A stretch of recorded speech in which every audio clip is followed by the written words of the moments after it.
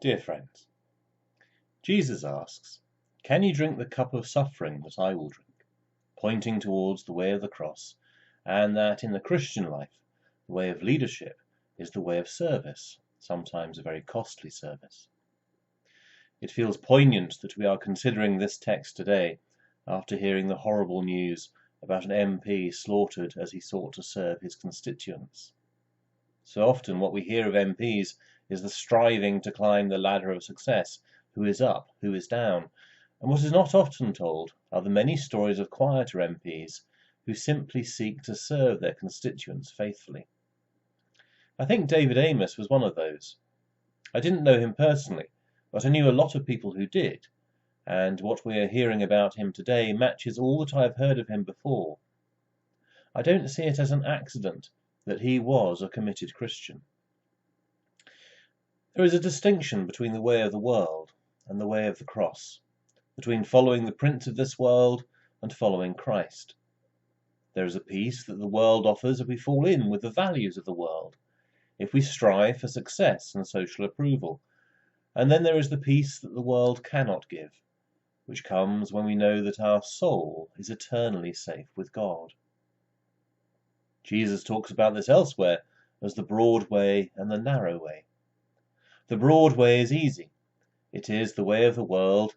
It is the way that is proclaimed from our screens and from advertising hoardings, and shouted out by all those considered successful, the rich and the beautiful and the famous, all those who seem to have done well.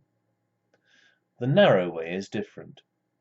It is about hearing the call, receiving the claim upon our lives from the one who knew us utterly from before we were born, who says to each of us, "I made you for life," and who, when we go to stand before him, will not ask us about how successful or rich or famous we were, but only what did we do with what was given to us?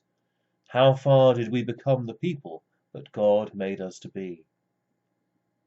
This is difficult. The narrow way is a harder path to tread, and it is really difficult if we have to do it without friendship and encouragement. That is what the church is for.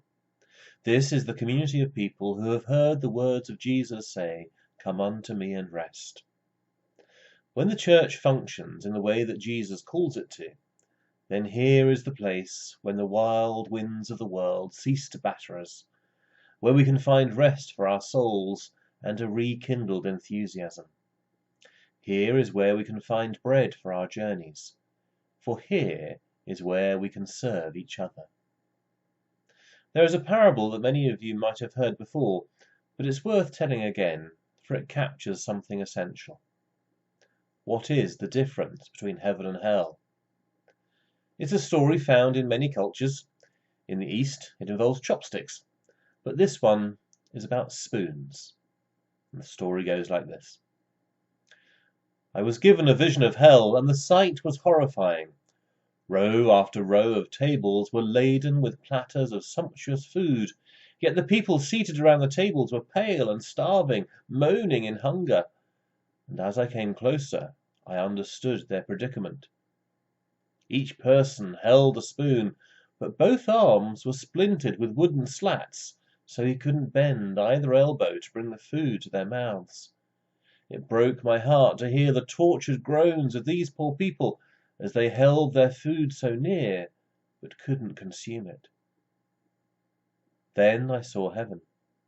I was surprised to see the same setting I had witnessed in hell, row after row of long tables laden with food. But in contrast to hell, the people here in heaven were sitting contentedly, talking with each other, obviously sated from their sumptuous meal. As I came closer, I was amazed to discover that here, too, each person had his arms splintered on wooden slats that prevented him from bending his elbows. How then did they manage to eat? As I watched, a man picked up his spoon, dug it into the dish before him, and then he stretched across the table and fed the person across from him. The recipient of this kindness thanked him and returned the favour by leaning across the table to feed his benefactor. And suddenly I understood. Heaven and hell offer the same circumstances and conditions. The critical difference is in the way the people treat each other. I ran back to hell to share this solution with the poor souls trapped there, and I whispered in the ear of one starving man, "You do not have to go hungry. Use your spoon to feed your neighbor, and he will surely return the favor and feed you." "You expect me to feed the detestable man sitting across the table?" he said angrily. "I would rather starve than give him the pleasure of eating." Such is the difference between heaven and hell.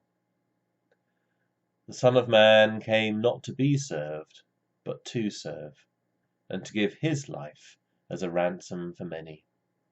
May we walk in his way all our lives, and in the end share in the feast at his table in heaven. Amen.